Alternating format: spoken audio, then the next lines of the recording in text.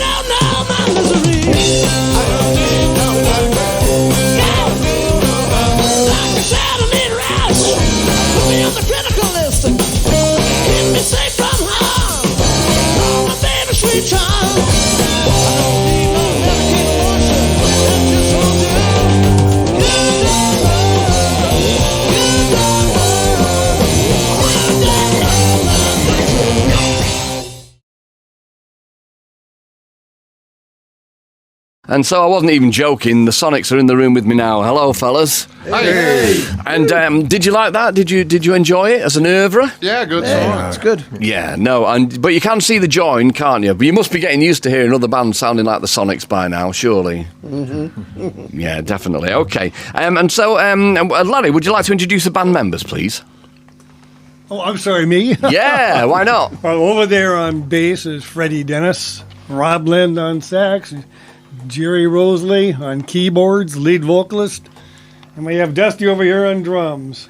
Excellent stuff, as you would want it. And also, am I right in saying, Larry, was it your mum that was in the band at one point? Yeah, she played second guitar when we first started. That is so cool. I mean, you know, if you were kind of like maybe the Osmonds or any of those kind of pop bands, you could possibly see like maybe an older member of the family being part of it.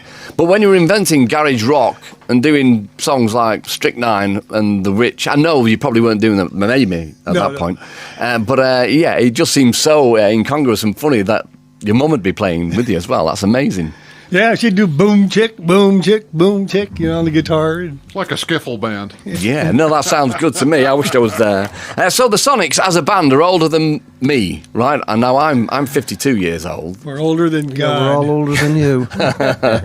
So I am really, really thrilled that you're here tonight. So like I say, you're going to do 3 tunes. We'll have a proper chat a little bit later on. But what's the first song you're going to do for us? Cinderella. Nice one. I'm exhausted just watching you. That was just amazing. The Sonics live in session with Cinderella with Freddie on vocals. Freddie, you were also a member of the Kingsmen. Yes, indeed, back in the 70s and the early 80s. Yeah, you're blowing my mind, you guys. You really are. So, guys, what's the next song you're going to do for us? Have Love Will Travel. Go for it. I love my job. The Sonics live in session, Have Love Will Travel. So, Larry, I need to speak to you, really, on this occasion. You looked a bit startled when I went to you earlier. Can't say I blame you. I was asleep. Right, yeah, okay. But you know, if we do go back to the very beginning, as we found out, it was a family affair, wasn't it, the band, when you started it? Yeah, I had 2 brothers, saxophone and bass, and my mother played second guitar. Okay, so what bands were the influences on you to form that band in the first place? Well, back at that time with the Ventures, Dwayne Eddy. A little later on, it was not Albert King, Freddie King.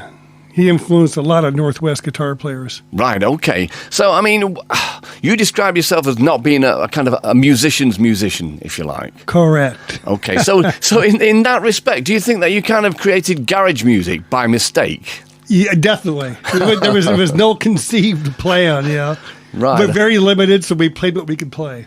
Okay, I mean, and at which point did you realise that you were doing something that was not only great, but quite unique? Maybe 15 years after we stopped playing. Oh, right, okay. I mean, the funny thing about the Sonics is, you look at so many bands. I played the Witches earlier on, but if I was to go through a list of bands who've been influenced by the Sonics and the records that you made, particularly at the start and everything, you know, I'll be here all night. You know, it's just the Stooges and the MC5 and the punk thing and all the obvious stuff and the garage bands that followed you as well. And at what point did you realise that you guys were kind of so influential? Was that when you were taking a breather and just looking at what was going on in the world? Actually, Buck Ormsby from Etiquette Records came back from Europe in the early 1980s and said, hey, you know, your records are really playing over there a lot. The radio, bands know of you, people know of you. You could tour there if you wanted. We just dismissed it as... Come on, it's nonsense. Really? So you weren't aware of what was happening around you? Okay. No. So what were you doing at this point in time? Had you just gone off and were you in different bands? Did you just have kind of normal jobs? Now, most of us didn't play at all anymore. We just went off and got married, had normal jobs, the military. Just walked away from music, which was an advantage because when we got back together again, we didn't have to learn to be basic. We just took from where we left off. Yeah, and I suppose that you wouldn't take anything for granted either. And also, I mean, so is it around about 2007 when you this kind of period of the Sonics started again? Right, 2007. And who offered you the invite to do so? It was a promoter in New York City. He'd been calling for several years and dangling offers out there. We always said no. That year we said yes. If we could get together and make it sound reasonable, we'll do it. It worked out. It certainly did. It really did. And we're talking to people who influence. There's Nirvana and all of that stuff in the frame as well. But Mudhoney, you've made a record with Mudhoney, haven't you? Is it a split single? Yes. Okay. And that was available on Record Store Day, wasn't it? Yes. Okay. I've also been told that you've got a record, an album in the can. Rob, would you like to pick up here on this one? Is that right? You've got an album already recorded? Yeah, we do. It's we recorded it last August, and with the producer Jim Diamond from Detroit, and we think Jim did a pretty good job. And right now, it's just in between negotiations with record companies. We're all of us are hoping that August, September, October, right in there, it comes out. Okay, and I'm right in saying that you're going to come back and do another tour of Britain. Would love to. Well, always love to. Well, that's definitely going to happen. It's got to happen.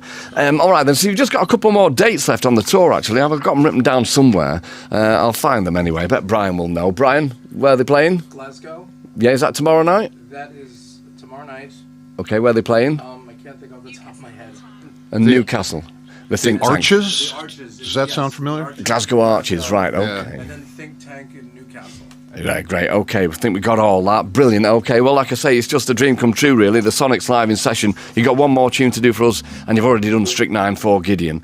So what's the last song going to be then, Rob? Well, this actually is a song from the new album, and this is called I Don't Need No Doctor. Great. Well, still ferocious after all these years. The Sonics, really, really wonderful, fellas. Thank you so much for coming in. All right. Thank you. Thank you. And if you don't come and play in Manchester on the next tour, I'll be very, very, very upset. Not that you'll be bothered. It will happen. We'll make sure it happens. Okay, that was just really so great.